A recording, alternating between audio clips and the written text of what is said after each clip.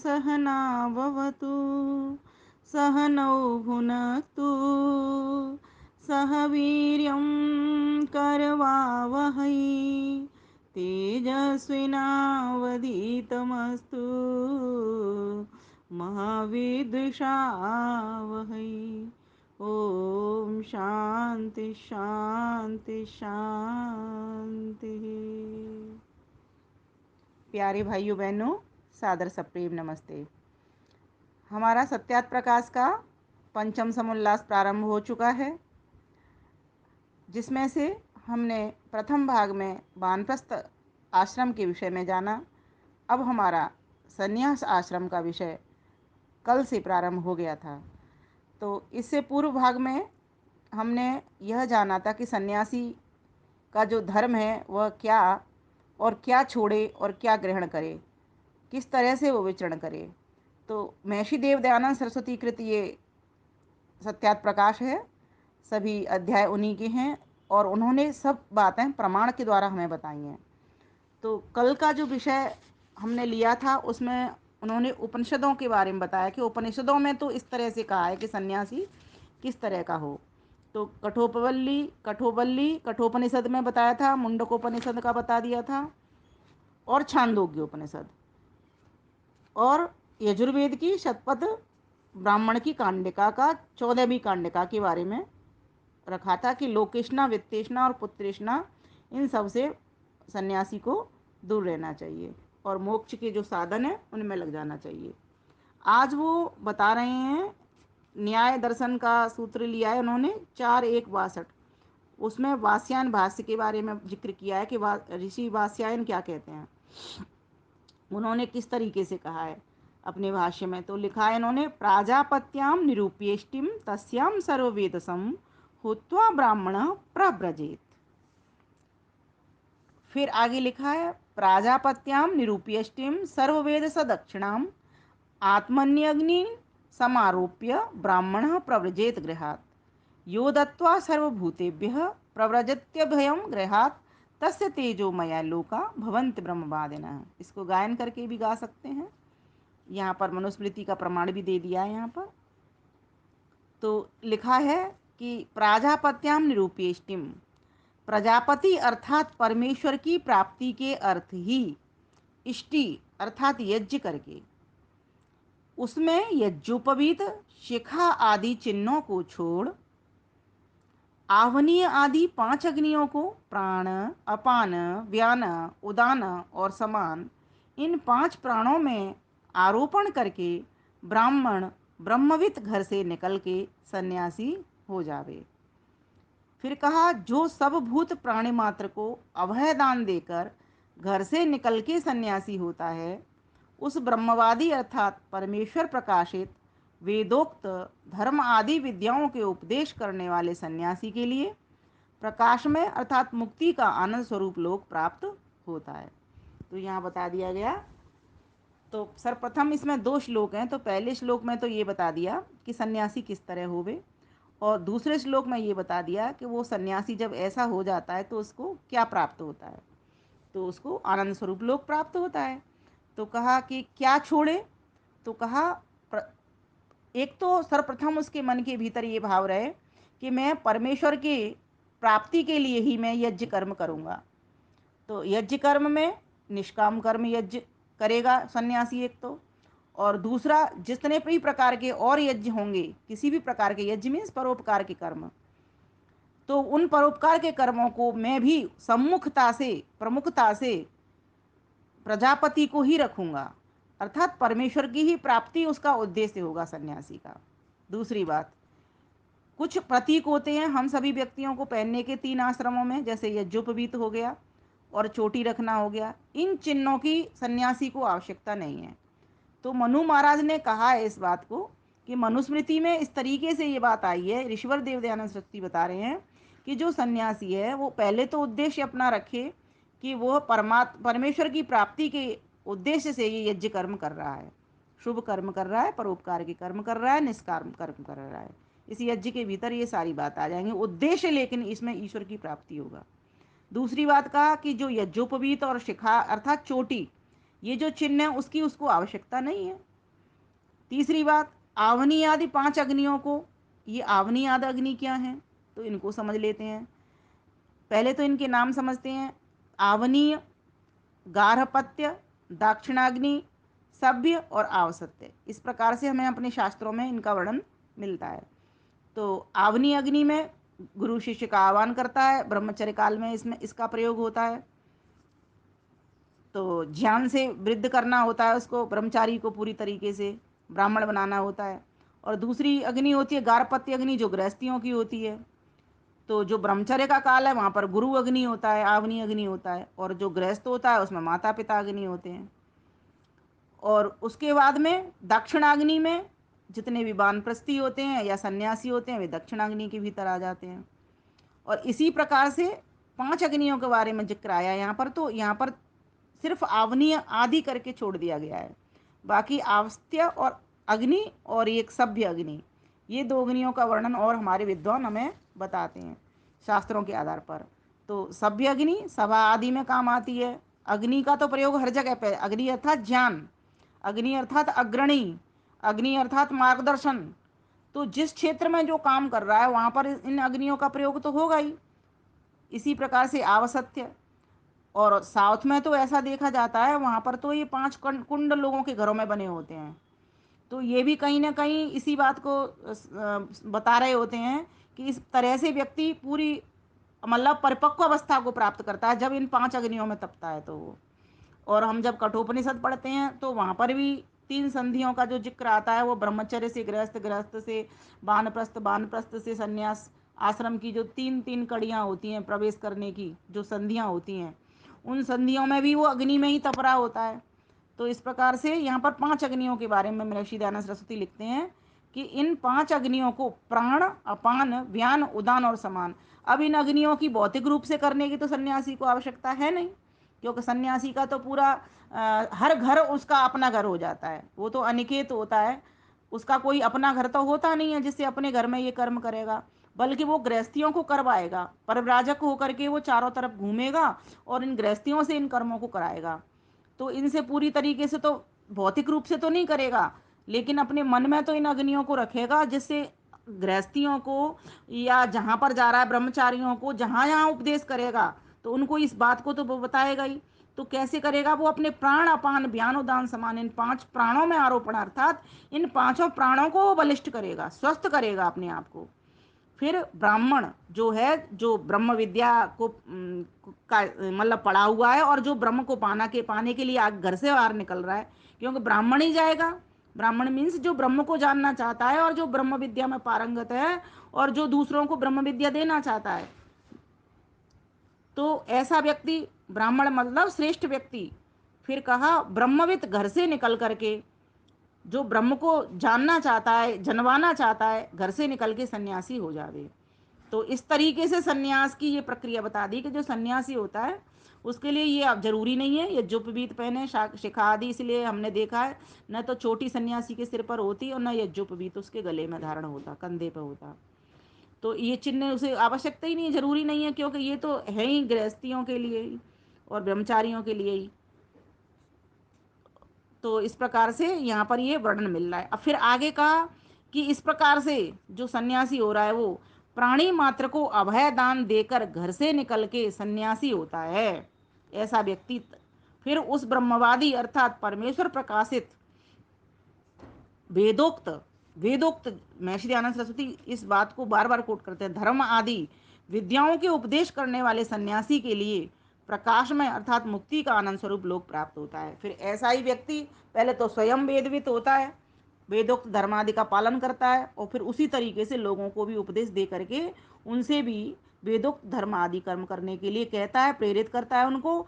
स्वयं भी आनंद का प्राप्त करता है और औरों के भी आनंद को प्राप्त कराने के लिए ही वो विचरण करता है, क्योंकि उसका बस एकमात्र एक ही उद्देश्य होता है कि ईश्वर की प्राप्ति।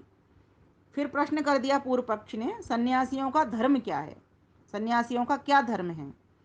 तो उत्तर दे रहे हैं सिद्धांती, धर्म तो पक्षपात रहित न्याय आचरण, सत्य का ग्रहण, असत्य का परित्याग, वेदोक्त ईश्वर की आज्ञा पालन, परोपकार, सत्य भाषण आदि लक्षण सब आश्रमियों का अर्थात सब मनुष्य मात्र का एक ही है। अब धर्म की तुमने बात पूछी तो धर्म तो सभी के लिए एक ही है, और ये अकेला कोई सन्यासी के लिए तो है नहीं सिर्फ। तो धर्म तो भीतर के सद्गुणों का नाम है ना। यम नियम तो हर किसी के लिए है, चाहे वो ब्रह्मचारी हो, चाहे गृहस्थी हो, और चाहे वानप्रस्थी हो, चाहे सन्यासी हो। तो ये तो मनुष्य मात्र का धर्म है, कोई ऐसा तो आश्रम विशेष के लिए तो है नहीं। परंतु फिर भी आप कह देते हो तो परंतु सन्यासी का विशेष धर्म ये है। अब विशेषता की ओर इंगित कर रहे हैं कि सन्यासी को ये धर्म तो उसके लिए अनिवार्य है। तो यहाँ पर आप वो प्रमाण दे रहे हैं मनुस्मृति के अध्याय 6 का श्लोक 46, 48, 49, 52, 60, 66, 67, 70 से 73, 75, 80, 91, 92, 81, ये सत्यात प्रकाश आप खोलेंगे वहाँ मिलेगा आपको सारा। तो उसमें लिखा है, इसके श्लोक भी हैं, श्लोक आप चाहें तो पढ़ सकते हैं। जैसे एक पढ़ देती हूँ मैं पहला। दृष्टिपूतं न्यसेत् पादं वस्त्रपूतं जलं पिबेत् सत्यपूतं वदेत् वाचं मनः पूतं समाचरेत्। तो यहाँ कहा गया कि जब सन्यासी दृष्टिपूतम, सन्यासी जब मार्ग में चले तब इधर उधर न देखे। और वैसे ये चीज़ तो हम लोगों के लिए भी होती हैं, फिर भी इस पर विशेष फोकस करे कि हिंसा ना करे। नीचे पृथ्वी पर दृष्टि रख के चले, और इसके कई हेतु होते हैं। नीचे पृथ्वी पर दृष्टि रख के चले, एक तो कीड़े मकोड़ों से का भी बचाव करेगा, हिंसा नहीं करेगा। दूसरा, इधर उधर उसकी मन को नहीं भटकेगा उसका। तीसरा कहा, सदा वस्त्र से छान के जल पिए, शुद्ध जल का ग्रहण करे, निरंतर सत्य ही बोले, फिर सर्वदा मन से विचार के सत्य का ग्रहण और असत्य को छोड़ देवे। तो इस प्रकार से ये सन्यासी का विशेष धर्म है। इस बात का तो पालन वो करे ही करे ही। फिर आगे कहा, क्रुध्ययन्तं न प्रतिक्रुध्येत् आकृष्टः कुशलं वदेत् सप्तद्वारावकीर्णां च न वाचम् अनृतां वदेत्, न वाचम् अनृतां वदेत्। और क्या करे, जब कहीं उपदेश व संवाद आदि में कोई सन्यासी पर क्रोध करे अथवा निंदा करे, तो फिर उस पर क्या करे, वो सन्यासी क्रोध कभी न करे और सदा उसके कल्याण का उपदेश करे। सन्यासी को क्रोध बिल्कुल नहीं करना।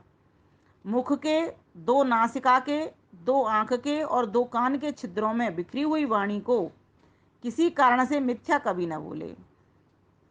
किसी ने कोई कुछ कह दिया तो अपने इन छिद्रों को भी संयमित रखे, ये कहा गया है यहाँ पर स्वयं। क्योंकि होता क्या है कि कोई क्रोध करता है, अभी हम सामान्य व्यक्तियों के भीतर तो ये होता है, कोई हमसे क्रोध करे तो हम डबल क्रोध कर देते हैं या उतना तो क्रोध कर ही देते हैं। लेकिन सन्यासी के लिए कहा है कि उसको संयम में कितना रखना है। देखो, उन्होंने कह दिया वाणी से भी बुरा न कहे, नासिका से भी, उसकी गंध भी उसको बुरी न हो, और आंखों से भी बुरा न देखे, अर्थात क्रोधित आंख ना करे। और ये सभी जितनी भी वाणी, क्या होता क्या है, हमारे कान सुन रहे होते हैं, कोई कुछ कह रहा है तो आंख देख रही होती है उस सामने वाले व्यक्ति को। तो कह रहे हैं कि जो बिखरा हुआ कुछ उसे प्राप्त हो रहा है इन ज्ञानेंद्रियों के द्वारा, इनको संयमित करे, अपने कान आंख नाक को। कभी भी किसी से मिथ्या न बोले, न उनके ऊपर क्रोध करे, बल्कि उनको अगर वो समझ सकते हैं तो समझा दे, नहीं समझते हैं तो शांत रहे। तो बहुत ही अच्छी यहाँ बात चल रही है। फिर आगे का तीसरा देख लेते हैं क्या कहा। अध्यात्मरतिरासीनो निरपेक्षो निरामिषः आत्मनैव सहायेन सुखार्थी विचरेदिह, सुखार्थी विचरेदिह। तो कहा कि अपने आत्मा और परमात्मा में स्थिर, अपेक्षा रहित, मध्य आशा आदि वर्जित होकर, आत्मा ही के सहाय से सुखार्थी होकर इस संसार में धर्म और विद्या के बढ़ाने में उपदेश के लिए सदा विचरता रहे। क्या करे सन्यासी, अपनी आत्मा तदा दृष्टु स्वरूपे अवस्थानम, और परमात्मा में स्थिर होना प्रारंभ करे, सीखे और रहे। अपेक्षा रहित, किसी से फालतू में अपेक्षा ना करे कि ये मेरा काम ये कर देगा, 100% कर ही देगा। अपेक्षा नहीं करनी किसी से, किसी ने कर दिया तो ठीक, नहीं नहीं किया तो ठीक। मध्य मासा आदि ये खाना ही नहीं है, क्योंकि शुद्ध सात्विक भोजन करना है। और ये विघ्न है, ईश्वर को पाने के लिए व्यक्ति चला है और ये तामसिक भोजन करेगा तो ईश्वर कैसे मिलेंगे उसको, मन उसका बेकार हो जाएगा। फिर कहा आत्मा ही के सहाय से सुखार्थी होकर, आत्मज्ञ हो ऐसा व्यक्ति, और इस संसार में धर्म और विद्या के बढ़ाने में उपदेश के लिए सदा विचरता रहे। तो ये सन्यासी का विशेष धर्म है, ठीक बात भी है। फिर आगे चौथा लिखा है उन्होंने कि किस तरीके के अपनी वेशभूषा और अपना शरीर को रखे वो। तो लिखा, क्लिप्त केश नखम श्रुहु पात्री दंडी कुसुम्भवान विचर्रे नियतो नियत्यम सर्वभूतान्यपीडयन् सर्वभूतान्यपीडयन्। तो कहा किस तरीके का अपना रखे, तो कहा केश बाल, नख नाखून, दाढ़ी दाढ़ी, मूक्ष को छेदन करवावे अर्थात साफ करके रखे, सपाचट, सुंदर पात्र, दंड डंडा, और कुसुम आदि से रंगे हुए वस्त्रों को धारण करे। कुसुम मीन्स मतलब भगवा वस्त्र, रंगे हुए वस्त्रों को धारण करके निश्चित आत्मा सब भूतों को पीड़ा न देकर सर्वत्र विचरे, किसी की भी कोई किसी भी प्रकार की हिंसा न करे, और अपनी आत्मा से परमात्मा को मिलने के लिए जो जो साधन हो सकते हैं उन साधनों का प्रयोग करे, अर्थात परमात्मा प्राप्ति के लिए विचरण करे। हम केस रखते हैं, नाखून बढ़ाते हैं, या दाढ़ी रखते हैं, या मूछ रखते हैं, ये सब क्या है, बाहरी व्यक्तित्व है। अब सन्यासी को इन सब चीज़ों से कोई लेना नहीं, इन्हीं में क्यों समय वो व्यर्थ करेगा। अब केस बढ़ेंगे तो केस को कटवाना भी पड़ेगा, नाखून रखेंगे तो नाखून भी कटवाने ही पड़ेंगे, गंदगी भरती है। दाढ़ी मूछ रखेंगे, इसमें व्यक्ति का वैसे ही मन जाएगा, गंदगी भी फंस सकती है। उसको बिल्कुल पूरे चेहरे को एकदम साफ रखना है, सुथरा रखना है, गंजी चांद एकदम से। कुछ सन्यासी होते हैं बाल भी रखते हैं, ऐसा नहीं है, कुछ सन्यासी ऐसे भी रहते हैं। तो ऋषिवर देव दयानंद सरस्वती तो पूरे सफा चटते ना, उनके तो कुछ भी नहीं था, क्योंकि समय इसमें लगाना ही नहीं है, इनमें तो समय चाहिए ना। फिर बालों को रखेगा, काटेगा भी, इनको तो समय लगेगा। और ये नख आदि तो ये बढ़ाने तो किसी को भी नहीं चाहिए, ये तो फैशन की चीज़ है फालतू की। और रही दाढ़ी और मूछ, ये तो खैर गृहस्थ में होते हैं तो उनका तो ये व्यक्तित्व है, लेकिन सन्यासी को क्या करना है ऐसे व्यक्तित्व, सन्यासी का व्यक्तित्व तो उसको आत्मस्थ होना है। तो इसीलिए ये बता दिया कि विशेष धर्म है। फिर आगे का देख लेते हैं, दो और पढ़ लेते हैं। इंद्रियाणाम निरोधेन रागद्वेषक्षयेण च अहिंसया च भूतानाम अमृतत्वाय कल्पते अमृतत्वाय कल्पते। तो कहा इंद्रियों को अधर्माचरण से रोक, ठीक है, कोई अधर्म कार्य नहीं करना, राग द्वेष को छोड़ देना। हाँ, अब हम लोगों में तो गृहस्थियों में हो या ब्रह्मचारी हो या वानप्रस्थी हो, इसमें राग द्वेष रहता ही रहता है, लेकिन सन्यासी के तो बिल्कुल पूरी पूरी तरीके से छुट्टी, मतलब अनासक्त भाव से रहना है, इस संसार में रहना है, लेकिन कमल की तरह रहना है। सब प्राणियों से निर्वैर व्रत कर, किसी से कोई बैर नहीं करना, कोई द्वेष नहीं करना, ना ईर्ष्या करना, निर्वैर रहना। मोक्ष के लिए सामर्थ्य बढ़ाया करे, बस, ठीक है। तो यम नियमों का पूरी तरीके से पालन की बात यहाँ पर आ गई, क्योंकि यम नियम में जो दलता है ना, वो व्यक्ति समझो सन्यासी है सही मायने में। तो फिर कहा आगे छठा, हाँ, दूषितो अपि चरेत् धर्मं यत्र तत्राश्रमे रतः समः सर्वेषु भूतेषु न लिंगम धर्म कारणम न लिंगम धर्म कारणम। अब कोई संसार में उसका मान करे या सम्मान करे, अब यहाँ पे लिखा है कोई संसार में उसको दूषित करे, गाली दे, अपमान करे, वह भूषित करे या सम्मान करे, तो भी जिस किसी आश्रम में बरतता हुआ पुरुष अर्थात सन्यासी, मतलब किसी के घर में भी गया हो, चाहे वो ब्रह्मचर्य आश्रम में गया हो, चाहे वहाँ गया हो, गृहस्थी के घर में गया हो, या गुरुकुल में गया हो, या वानप्रस्थी के पास हो, कहीं भी हो वो व्यक्ति, लेकिन सबसे कैसे बरते, सब प्राणियों में पक्षपात रहित होकर के न्यायपूर्वक विचरण करे, स्वयं धर्मात्मा, ठीक है, और अन्यों को धर्मात्मा करने में प्रयत्न करे, स्वयं भी धर्म पे चले और अन्यों को भी धर्मात्मा बनाने का प्रयास करे। और यह अपने मन में निश्चित जाने कि दंड कमंडलू और काया वस्त्र आदि चिन्ह धारण धर्म का कारण नहीं है। हाँ, ये बार बार इस चीज पे फोकस कर रहे हैं, क्योंकि आजकल सन्यासियों को देखने में मिल रहा है, वो इसी को धार्मिक कह देते हैं कि कमंडल हाथ में, सन्यासी के वस्त्र पहन लिए हैं उसने और डंडा हाथ में, सोचो समझ लेता है व्यक्ति कि ये सन्यासी है, चाहे भीतर का चरित्र वैसा का कैसा भी हो। तो धर्म का ये कारण नहीं है, धर्म के लक्षण तो वो थे जो भी बताए। तो कहा कि ये कारण नहीं है, ये दंड अगर किसी के हाथ में देखो, कमंडल हाथ में देख लो और भगवा वस्त्र देख लो, कासाय वस्त्र मतलब भगवा वस्त्र देख लो, कहे ये धर्म का कारण नहीं है। सब मनुष्याद प्राणियों को सत्य उपदेश करना और विद्यादान से उन्नति करना सन्यासी का मुख्य कर्म है। मुख्यता तो ये है, ये तो गौण कर्म है। ये धारण करेगा, मना नहीं है, ये प्रतीकात्मक उसके पास रहेंगे। कमंडल नहीं होगा तो जल कहाँ से पिएगा, भोजन कैसे करेगा, डंडा नहीं होगा तो कुत्तों को कैसे भगाएगा या किसी को कैसे दंड देगा, और भगवा वस्त्र नहीं होंगे तो उसकी अग्नि कैसे रहेगी, लोगों सामने वाले को कैसे उसके का पता चलेगा कि सन्यासी आ रहा है। इसे हमें उपदेश ग्रहण करना है।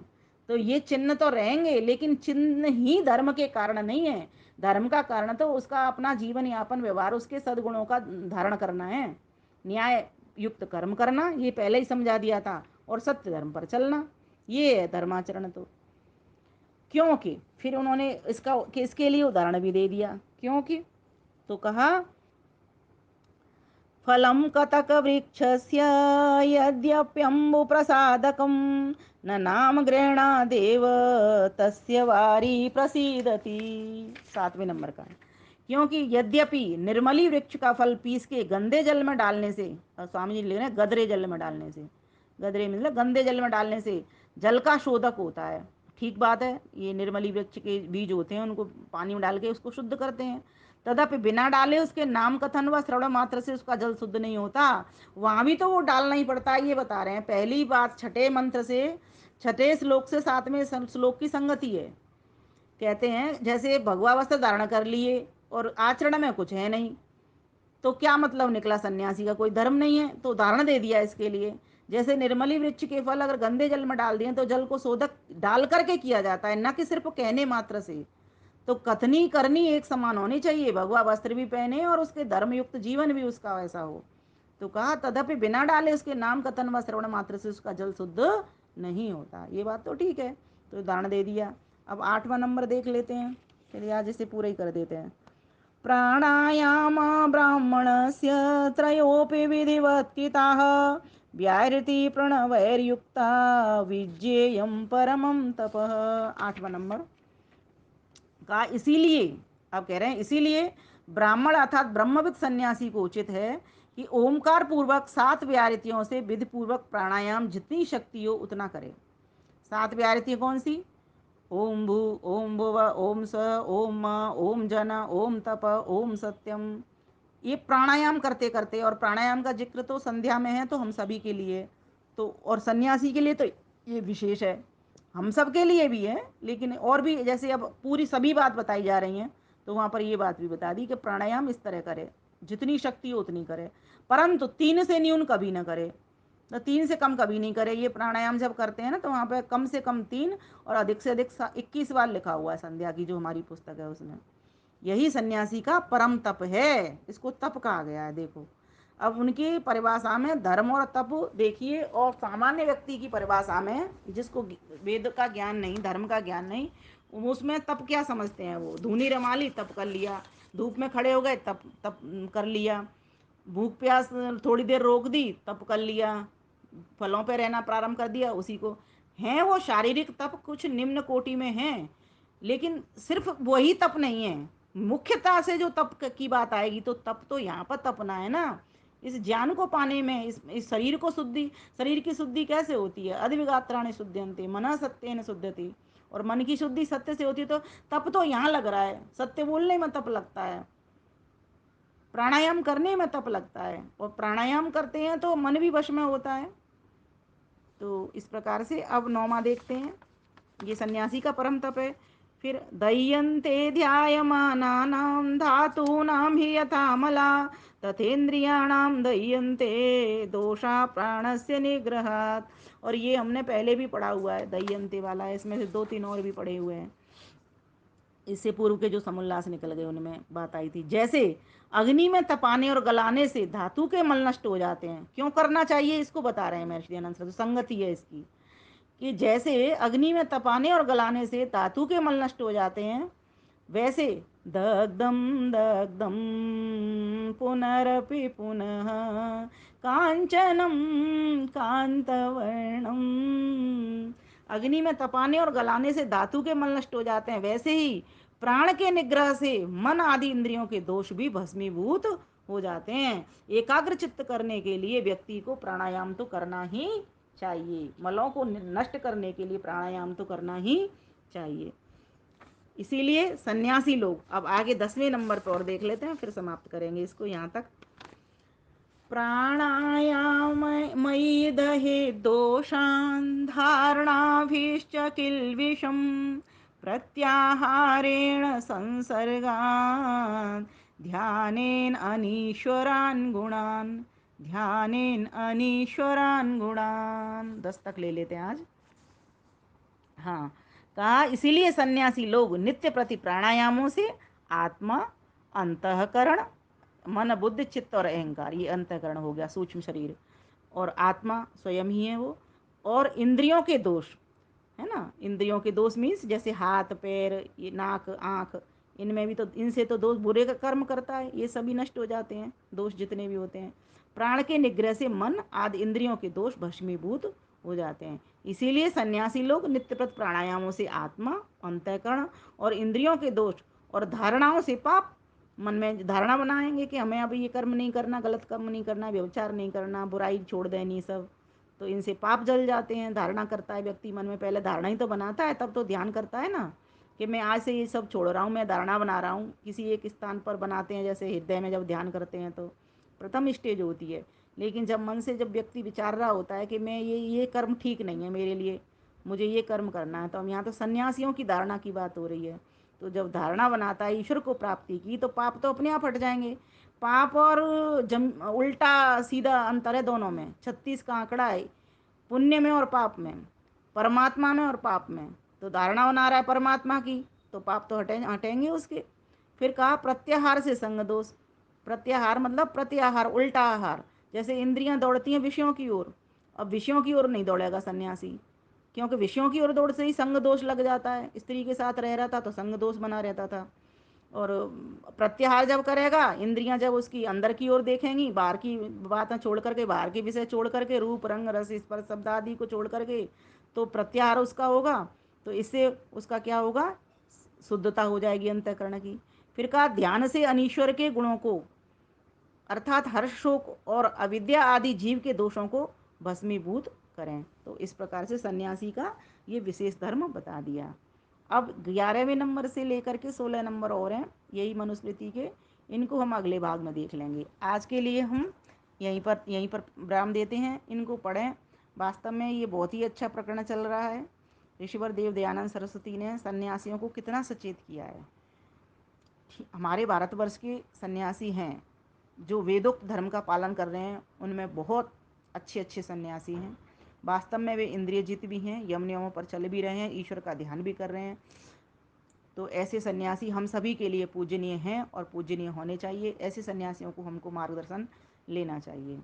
तो ऋषिवर देव दयानंद सरस्वती भी एक आदर्श सन्यासी थे, साथ साथ एक ऋषि भी थे, महर्षि भी थे, और हम सभी के लिए प्रेरणा स्रोत हैं। तो हम सभी को जो उन्होंने प्रमाण हमको दिए हैं, उन प्रमाणों के आधार पर हमको उनकी बात माननी चाहिए, और हम अपनी आयु देखें, वर्ग देखें, वर्ण देखें। और सन्यास धर्म तो मनुष्य की सफलता तो होनी ही सन्यास धर्म से ही है। इन ऐषणाओं को छोड़ना, क्लेशों को दग्ध बीज करना, अविद्या से दूरी करना, ईश्वर से प्रीति करना, ये सब तो हम सभी मनुष्यों के लिए। लेकिन ये आश्रम तो एक विभागीकरण है, वर्गीकरण है, जो कि सभी को प्राप्त करना ही करना है, चाहे वो सीधा करे चाहे वो क्रमशः करे। मीन्स ब्रह्मचर्य, गृहस्थ, वानप्रस्थ, आश्रम, इस तरह क्रमशः करे, या सीधा डायरेक्ट कर ले, गृहस्थ से सीधा सन्यासी बन जाए या ब्रह्मचारी से सीधा सन्यासी बन जाए। वो उसकी अपनी वैराग्य और विवेक के ऊपर डिपेंड करता है। तो इस प्रकार से आज का भाग हम यहीं समाप्त करते हैं। अब 11वें श्लोक से हम अगले भाग में देख लेंगे। आप सभी का बहुत बहुत धन्यवाद। नमस्ते।